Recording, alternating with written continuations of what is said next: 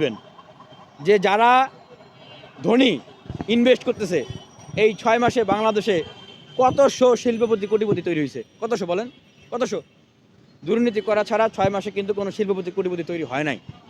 তাহলে যেই ধনীরা ওনাদেরকে ইনভেস্ট করতেছে সেই ধনীরা কিন্তু আওয়ামী লীগের আমলের তৈরি, যেটা আমরা দেখছি। জীবনেও শেখ হাসিনার সাথে আছি, মরণেও শেখ হাসিনার সাথে সেই গ্রুপ এখন তাদের পিছনে ইনভেস্ট করতেছে। বিকেএমই এর যে হাতেম আলী, সেই হাতেম আলীর কাছ থেকে খাম নিচ্ছে কারা? সামাজিক যোগাযোগ মাধ্যমে দেখেন নাই? ওনাদেরকে জিজ্ঞেস করেন যে ভাই এই ছবি আপনারা খাম বিনিময় করতেছেন, এটা কিসের খাম, কেন বিনিময় করতেছেন, আপনারা কেন তার কাছে গেছেন? উনি তো বলেছিল জীবনেও শেখ হাসিনার সাথে আছি, ছাত্ররা আপনাদের বিরুদ্ধে উনি কথা বলেছে। তাহলে এই প্রশ্নগুলো তো জাগে। এই জন্যই বলতেছি যে দিল্লির পলিসিতে পা দিবেন না।